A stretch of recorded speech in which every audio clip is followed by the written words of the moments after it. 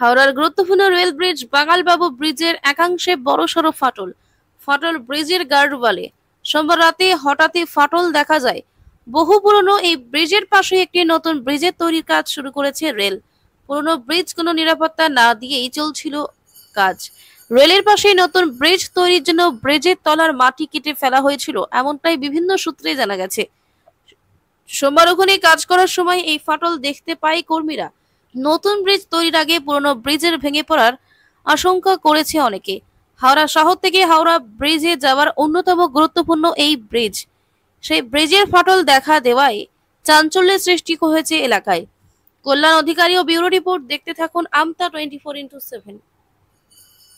বড় ধরনের বিপদ ঘটতে পারে। পাশে একটা ব্রিজ তৈরি করছে রেল, কার গাফিলতি কি বলবেন? এখনো তো ভারী ভারী গাড়ি চলাচল করছে। দেখুন, এটা তো হাওড়া অ্যাকচুয়ালি আপনি যদি ভাবেন সেন্ট্রাল হাওড়া, ওপাশে আমাদের দক্ষিণ হাওড়া, পুরো হাওড়ার সাথে উত্তর হাওড়া যোগাযোগের এটা একটা মূল ব্রিজ এটা, এবং এটা দীর্ঘদিনের পুরানো ব্রিজ। এটা রেলের তারাই সংরক্ষণ করে ব্রিজটা, কিন্তু এই ব্রিজটা অনেক দিন হয়ে গেছে বলে তারা অলরেডি একটা পাশে নতুন ব্রিজ হচ্ছে, কিন্তু ঘটনা হচ্ছে এই ব্রিজটার রক্ষণাবেক্ষণ যদি কিছুটা ঠিক হতো তাহলে আজকে এই অবস্থা হতো না ব্রিজটা।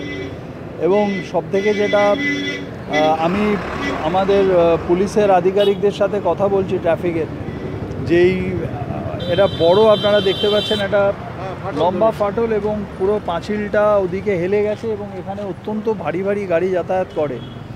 তো এখানে যে কোনো মুহূর্তে মানুষের একটা নিচে রেল ট্র্যাক আছে, অতএব এখানে একটা বিপদ কিছু ঘটতে পারে। আমি পুলিশের সাথে কথা বলছি যাতে করে তারা ইমিডিয়েট এখানে ট্রাফিকটাকে রেগুলেট করে, এবং যতক্ষণ না, আমি যেটা শুনলাম ওনারা রিপেয়ারিংয়ের কাজ করছেন নিচে, যতক্ষণ না রিপেয়ারিং কমপ্লিট হচ্ছে ততক্ষণ যাতে এখানে ট্রাফিকটাকে রেগুলেট করা হয়। আমি পুলিশের সাথে সে ব্যাপারে কথা বলছি, কারণ নাহলে এটা সাধারণ মানুষের একটা বিপদ হয়ে যেতে পারে এই যেভাবে ফেটে গেছে এত বড় ব্রিজটা। রেলের কি আরেকটু সংযত বা একটু যত্নবান?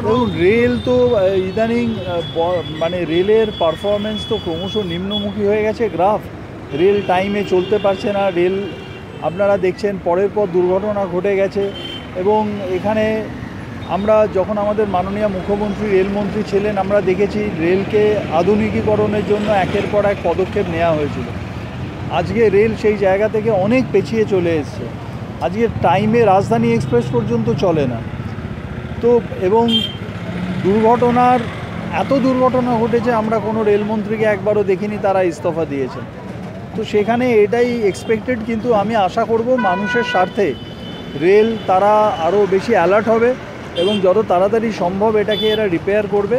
যতক্ষণ না করছে, আমি আমাদের পুলিশ আধিকারিকের সঙ্গে কথা বলে এখানকার যাতে ব্রিজের ট্রাফিকটাকে আমরা রেগুলেট করতে পারি।